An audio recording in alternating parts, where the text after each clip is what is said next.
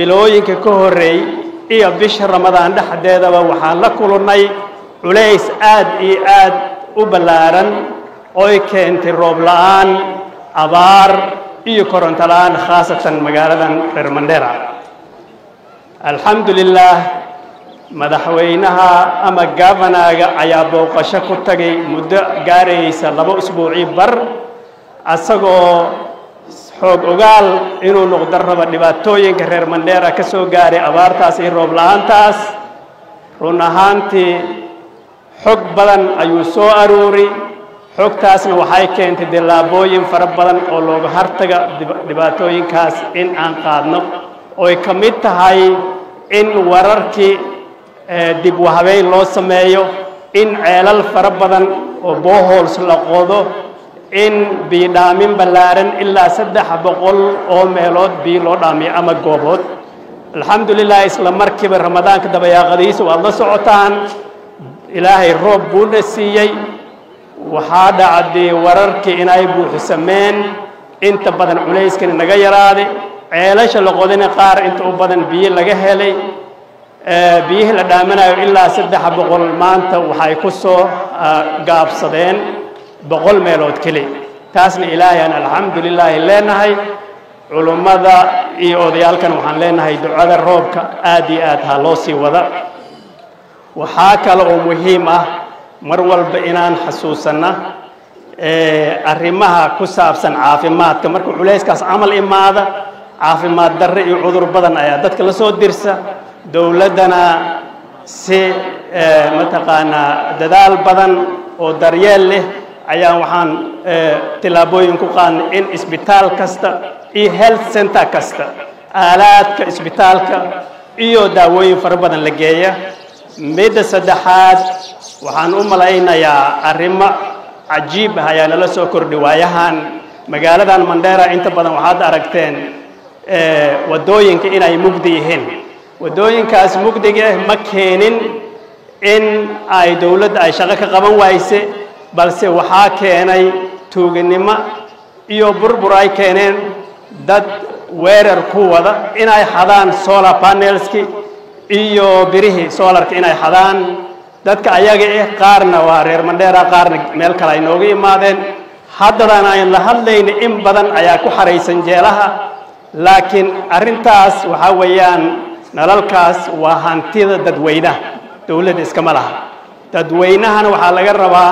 maadaama ay dawladda arrimahaas idin sameeyso oo idin dhistay dadka ilaalin lahaay way istaagi lahaay tuugadaas fiijin lahaay dadweynaha waay ilaan dawladda meel walba ma joogto marka arintaas ha la ogaada haana lagu dadaala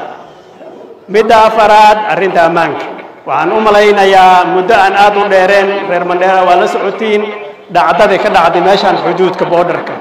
ood ogtihiin nin askari ah in lagu dilay meesha qaarna lagu dhaawacay waxaan u dirayaa tacsiya reerkii uu ka yimaaday ninkaas askariga kuwa xanuunsanna in uu ilaahay caafimaad degdeg siiyo laakiin waxaan doonayaa fariin ballaaran inaan u diro walaalaheen jiiraankeena ee Soomaaliya maamulka Soomaali jooga dad walaalo ayaa nahay dad jiiraan oo deris ayaa nahay waxaan u sheegaynaa in ay isxakameeyaan oo weerar iyo gacan qaad waxyaabahaas camal aad iyo aad iskaga xakameeyaan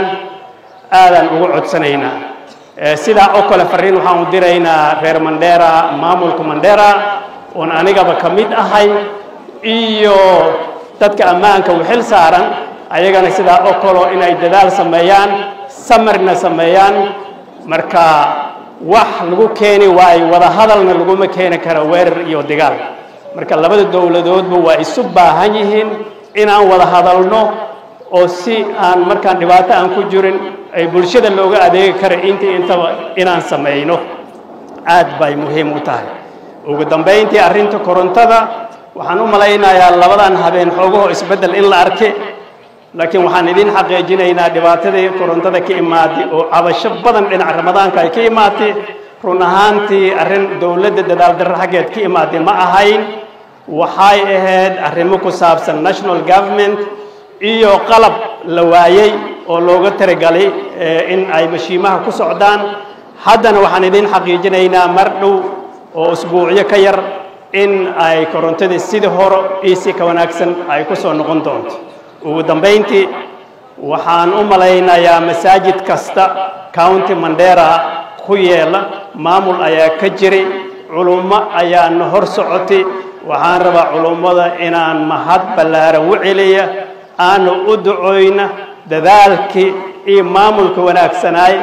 ay noo sameeyeen oo salaadii iyo soonkii iyo wacdigii iyo quraan akhriskii ay reer Mandera ku hageen aad iyo aad ay u mahadsan yihiin haddana aan u jeednaa maamulka ay noo wadaan boqolkiiba boqol waa ku mahadsan yihiin reer Manderana khaas ahaan waxaan idin celinayaa mahad ballaaran waana idin hambalyaynayaa